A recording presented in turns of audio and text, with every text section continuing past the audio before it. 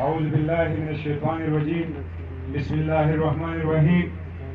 ټولو مخکې د خپل صوبایي چیرمین سکندر حیات خان شیرپاو صاحب او زمونږ د صوبې فینانس سیکرټري اخونزاده سکندر زمان صاحب او صوبایي ډیپټي جنرل سیکرټري ډاکټر فاروق افضل صاحب، د ضلع چیرمین باچا حسین صاحب د لوی ډیر او ارشد خان ضلعي جنرل سیکرټري او دغه کابینې ته د خپل طرفه مبارکباد ورکوم د دې په تنظیمونو جوړولو او د دې نه دا هیله لرم چې دوی به د قومي وطن پارټۍ د پلیټفارم نه د پښتنو خدمت کوي.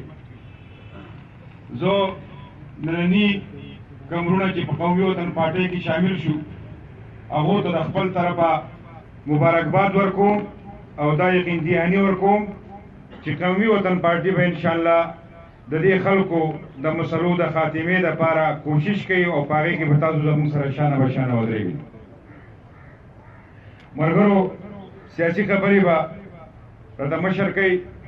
زه به یو خبره دوه دا وکړم چې ایجنډا زمونږ د 4 جولای د جلسې ده چې هغه د پی ډي ایم جلسه ده او که تاسو وګورئ نو کومې پارټیانې چې زیاتې په هغې کې شامل دي نو هغه مرکزي پارټیان دي چې په ټول پاکستان کې هغو سیاست کوي. په هغه لحاظ زمونږ پارټي په صوبه کې دننه سیاست کوي، یو صوبایي پارټي ده. نو د هغې حالاتو د مقابلې دپاره به موږ له پاسېده پکاري، جدوجهد به پکاري چې څنګه په سوات کې د دې لپاره کنوینشن او پروګرامونه شوي دي، څنګه چې دلته په تیمرګره کې وشو. نو تاسو ته زما درخواست دی چې د دې جلسې دپاره څومره چې پرې پنډال کې دا ملګري ناست دي که ځان سره یو یو دو ملګري دي نو دا جلسه به انشاءالله ستاسو کامیابه جلسه وي. موږ کوشش دا دی چې یاره د قومي وطن پارټۍ قوت د سوات په جلسه کې ښکاره شي. نو په دغه لحاظ زما تاسو ته درخواست دی چې تاسو به مهرباني کوئ، زموږ سره به دا قرباني ورکوئ. که تاسو ته د څه ضرورت وي زه به ذاتي خود د خپل طرفه که د ګاډو تکلیف وي زه پکې ذمهواري اخلم، که د بل څه شي تکلیف وي د منډې تنډې تکلیف وي زه ذمهواري اخلم او هلته حق زموږ ستاسو مهمان نوازي جوړېږي د هغې هم تابعدار یم. نو زه په دې لحاظ تاسو ته درخواست کوم چې څنګه قسمه قرباني نه تاسو به ورکوئ موږ سره په شریکه باندې دا قرباني. دلته یو مشر په سټیج خبره وکړه چې یاره د ملګرو د یو بل سره مسلې دي. نو دا قومي وطن پارټي چې د دې مثال زموږ د کور دی. په کور کې خامخا د یو بل سره تو تو مې راځي. نو زه به تاسو ته دا درخواست کوم چې د خپل نه ګیله کېږي او د خپل سره مسله راځي. موږ ټول خپل وروڼه یو، زموږ که څه مسله وي موږ به خپل مشر ته کوو، د ضلعې مشر ته به کوو، د حلقې مشر ته به کوو، هغه ګیله به وباسو. دا به نه کوو چې یاره مطلب پلانکې پکې دی زه پارټي کې نه یم، پلانکې پکې دی زه پکې نه یم. او زموږ د پښتنو څنګه چې باچا حسین خان خبره وکړه یو عجیبه غوندې رواج دی چې په یو کور د قومي وطن پارټي جنډه ولاړئ نو په بل طرف به د بل سړي د پیپل پارټۍ جنډه ودرولي، د هغه نه اخوا بیا بل سړي د نیشنل پارټۍ جنډه ودرولي، د هغه نه اخوا بیا د مسلم لیګ جنډه ولاړئ.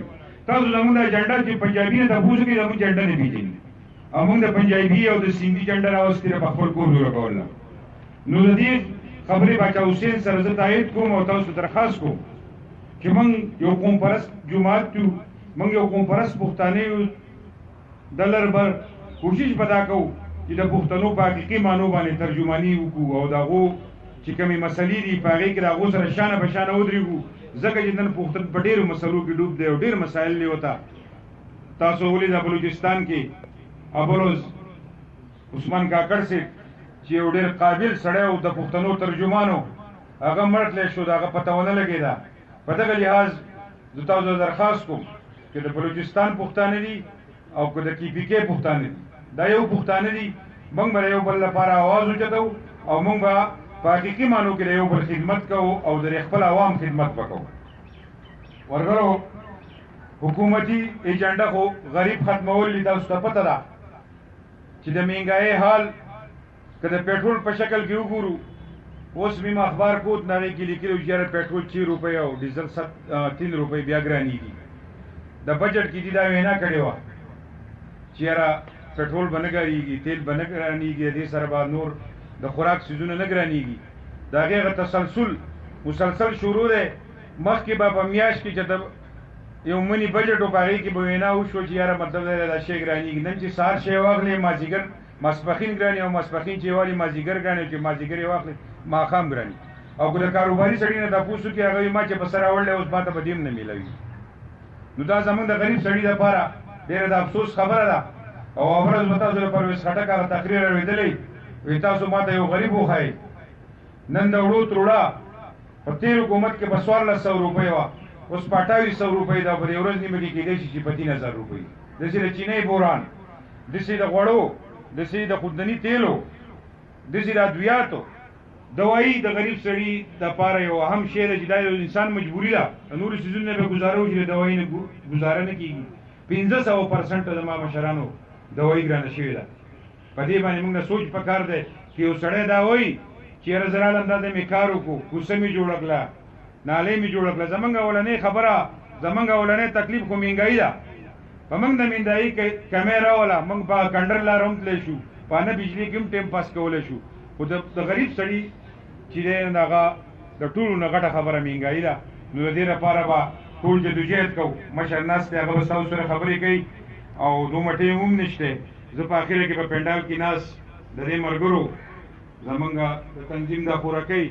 تاسو د ټولو انتهایي مشکور او ممنون یم چې تاسو دلته په ګڼ تعداد راغونډ شوئ. او ستاسو نه به موږ دا امید ساتو چې د 4 جولای باندې هم ستاسو داسې یو جلوس موږ وینو. ډېره مننه، خوشحاله او آباد.